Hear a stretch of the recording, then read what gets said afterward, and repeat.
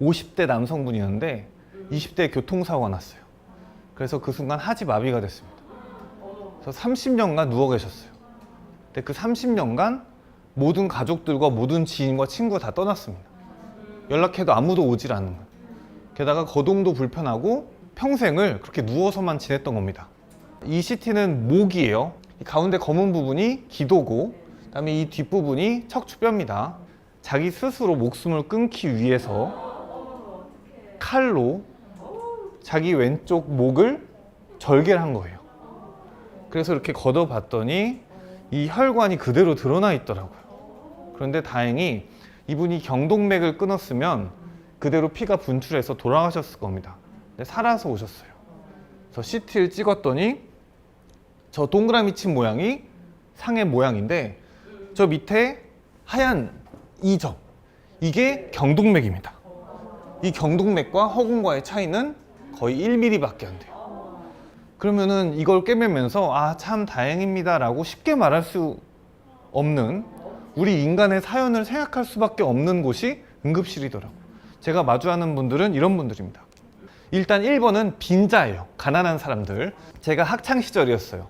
전 세계적으로 가장 많은 사람의 죽음과 연관된 진단명이 이 중에 하나 있다. 그걸 맞춰봐라. 이렇게 말씀하시는 거예요.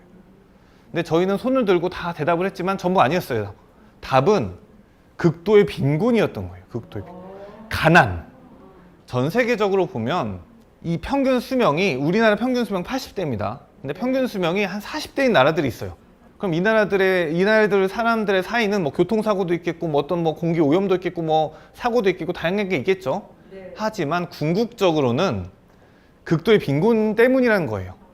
이 진단명이 들어갈 수밖에 없다는 거예요. 그래서 이것들을 이해하는 의사가 나중에 좋은 의사가 될 거다. 이 순간을 기억해 달라고 교수님이 얘기를 하셨어요. 저는 전문직이고 사람들이 어떻게 보면 부러워하는 직업이기도 해요. 하지만 제가 저 응급실에서 만나는 많은 사람들은 이 세상에서 가장 가난한 사람들이에요. 참고 참다가 실려오는 사람들. 돈이 없고 거주지가 없고 가족도 없고 보험도 없고 신분증도 없어요. 가끔 나라에 등록된 사람이 아니라서 동사무소 직원들을 불러서 이 사람의 신분을 되살리기도 해요. 지금 고시원에서 쓰러져서 의식이 없는데 고시원 주인분이 이 짐을 다 들고 와서 저희한테 놓고 이분 치료해도 의식이 돌아와도 우리 쪽으로 돌아오지 말라고, 돈이 많이 밀렸다고, 이런 식으로 얘기를 합니다. 이런 분들 치료하자면은 투석을 하자고 해도 안 받아요. 약을 줘도 안 먹어요.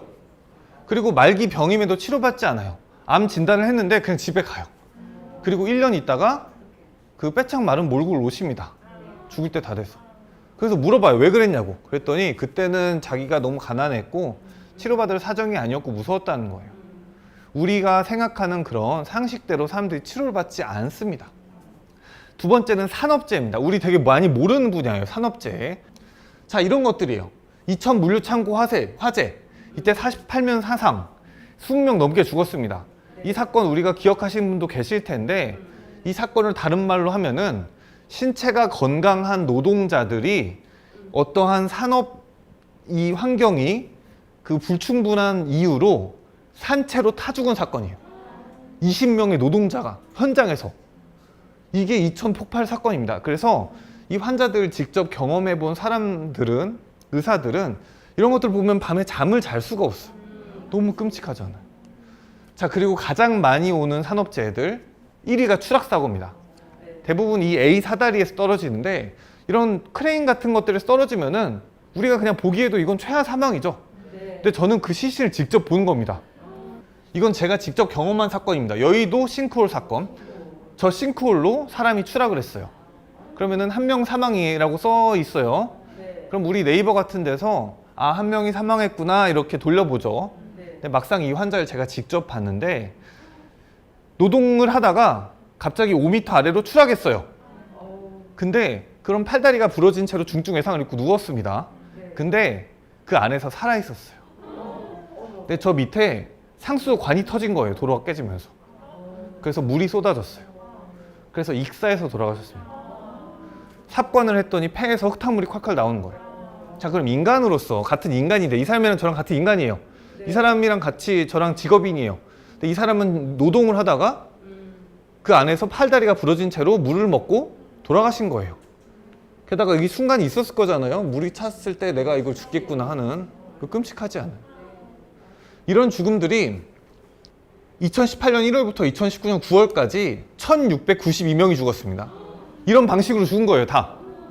하루에 우리나라에서 2.5명이 이런 방식으로 죽어요. 추락, 감전, 화재, 익사, 부딪힘, 끼임 등으로. 특히 건설업, 조선업 이번에 막 그 파업하고 화재가 됐죠. 근데 그들의 노동 환경이 거의 최악입니다. 이런 식으로 사람들이 죽는 거예요. 그래서 키워드가 비정규직, 주말 같은 키워드랑 이 사망 사건이랑 밀접하게 확률이 높아요. 그래서 안전 불감증도 있고 법과 원칙에 뭐 닿지 않는 곳, 뭐 음주 이런 문제도 있는데 기본적으로 사회 안전망이 미비가 돼 있고 우리가 잘 몰라요. 이렇게 사람들이 끔찍하게 죽는지. 자, 중증 외상이라는 파트, 이렇게 다친 사람들을 응급실에서 보겠죠. 저희 파트죠. 그래서 이 권역외상센터에서 이런 것들 담당하는데 이 권역외상센터가 계속 논의가 되면서 예산이 깎이고 우리가 계속 소외된 이유는 이 환자들이 다 무직, 일용직, 학생, 생산직 노동자 이런 사람들이기 때문이에요. 이런 사람들이 모아서 목소리를 낼 수가 없어요.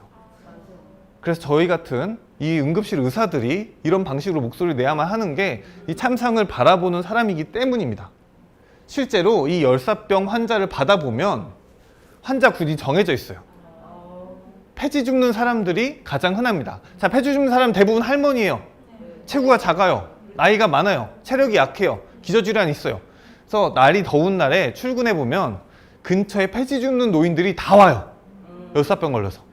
그리고 육체노동한 노동자, 기저질환 있는 사람, 치매 노인 이런 분들이 거의 다 걸립니다. 자, 그러니까 이게 어떠한 사회적인 재난이라는 거예요.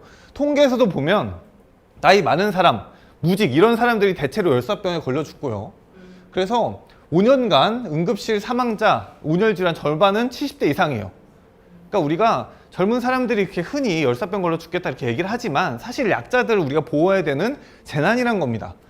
자, 이번 여름에도 당장 이번 여름에도 5명 죽었어요, 이미. 근데 그 중에 4명이 노동 현장에서 죽었습니다. 자, 저는 어쨌든 의사의 윤리로 사람들을 무조건 살려야만 해요. 이 사람을 더 오래 살게 만드는 게 제 일이에요. 그러다 보면은 이 사람들이 제 수명까지 누구나 건강하게 살 권리가 있다. 어떠한 사회적인 요건과 상관없이 이게 인권의 본질이 아닐까 이런 생각을 응급실에서 하게 됩니다. 그래서 우리가 많은 문제들이 아직도 있잖아요. 우리 사회는 발전했지만 많은 문제들이 있어요. 실제로 그 사람들 전 봅니다. 그래서 고통이 분담되고 한 생명이 더 살아날 때까지 나아갈 여지가 있고 우리가 할 수 있는 게 있다는 이야기를 마지막으로 제 얘기를 마무리하고자 합니다. 네, 들어주셔서 감사합니다.